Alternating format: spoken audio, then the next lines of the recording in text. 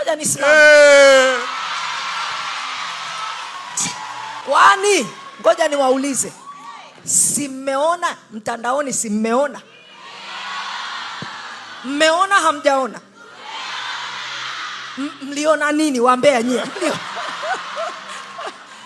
Mmeona hamjaona? Am I dead? Am I stuck? Why? Because my life is more than that.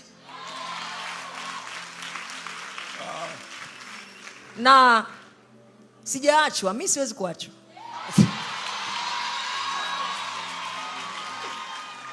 Lakini kitu gani kimenisaidia mimi kuendelea? I had another life outside that. Maisha yangu hayazunguki tu pale. Wewe ungekuwa umelazwa saizi, ungekuwa una depression saizi. Kama ningepata nafasi ya kuzungumza na wasichana peke yao, ningewaambia hivi: as a lady, as a girl, you are not just created for the bedroom and the kitchen. You are not just created for the bedroom and the kitchen. When you reduce your value to just being a wife and just being a mother, you are underutilizing yourself. And you are underutilizing the potentials and the capacities that God has invested inside you. Watu wa Mungu, yule mzee Mushi kule kijijini, si mlimuona Insta? Yule baba amenisomesha mimi kuanzia chekechea mpaka form 6. Nikatoka form 6 nikaenda chuo kikuu. Nikapata degree ya kwanza, nikapata ya pili, nikapata ya tatu, nikapata ya 4. Nije kuishia kufua boxer. Like all that investment, niishie tu kupika? No. Okay. I was not just created for the kitchen and the bedroom. I was created for more than that. Kwa nini? Kwa sababu kama ukiwa ni msichana au ukiwa ni mwanamke ambaye unafikiri maisha yameishia kwenye kuolewa na kuzaa watoto, watoto watakuwa wataenda. Watoto wa Pastor Fred sasa hivi wanakuwa vijana. Mume anaweza akaingiwa na kichaa, akakutana na Farida mwenye supportive document na mjuu chupa ya bia.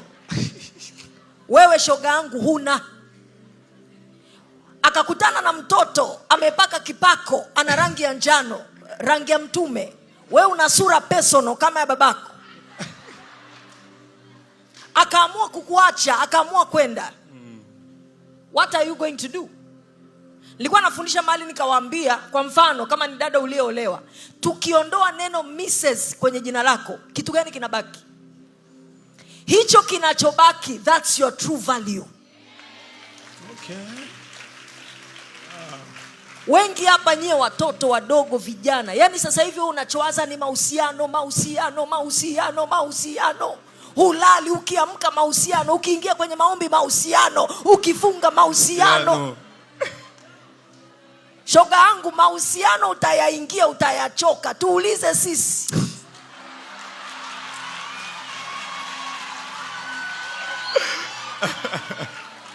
Alafu ukiingia kwenye mahusiano and you don't have anything else to do, that man is going to get bored with you very fast. Wanaume wanaheshimu mwanamke ambaye she has a life outside the relationship. Wanaume wanaheshimu msichana au wanaheshimu mwanamke ambaye anaweza kusimama bila yeye. Sisikie imeni za wanaume. Ngoja nisimame. Kwani ngoja niwaulize, si mmeona mtandaoni? Si mmeona? Mmeona hamjaona? Mliona nini? Waambia nyie. Mmeona hamjaona? Am I dead? Am I stuck? Why? Because my life is more than that. Na sijaachwa, mimi siwezi kuachwa.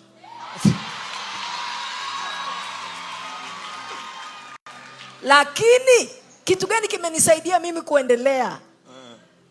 I had another life outside that. Maisha yangu hayazunguki tu pale. Wewe ungekuwa umelazwa saizi, ungekuwa una depression saizi. Kwa hiyo msichana yeyote unayenitazama, kuanzia leo nikikukuta unacholilia ni mahusiano, Joni, Peter, nikikukuta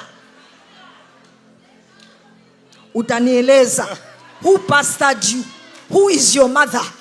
You will tell me, you will answer me. Listen, ukisoma vile vitu tulivyoviandika Instagram na marafiki zangu wale, hakuna mahali tuliandika ndoa. Yeah. Nendeni Instagram kavisome. Hamna mahali tuliandika ndoa sisi. Hapana. Sisi tulikuwa ni saa God, masomo, Mungu, masomo ndio yalikuwa kama ono yetu sisi.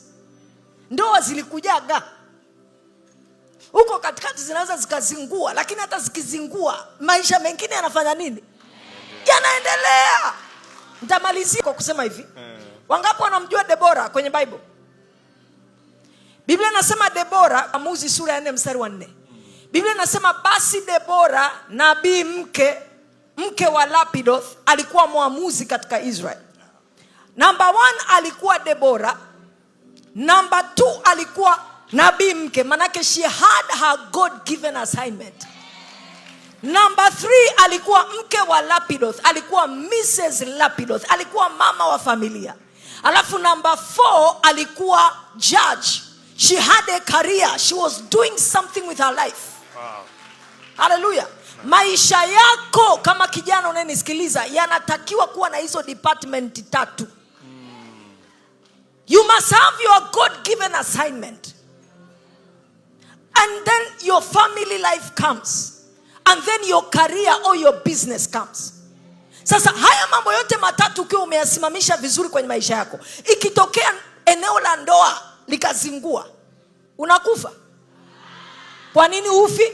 You still have your God given assignment. You still have your career or your business. Wow. So you still have a reason to live. Hata kama mshua amekupiga kibuti, you still have a reason to live. Sema fire.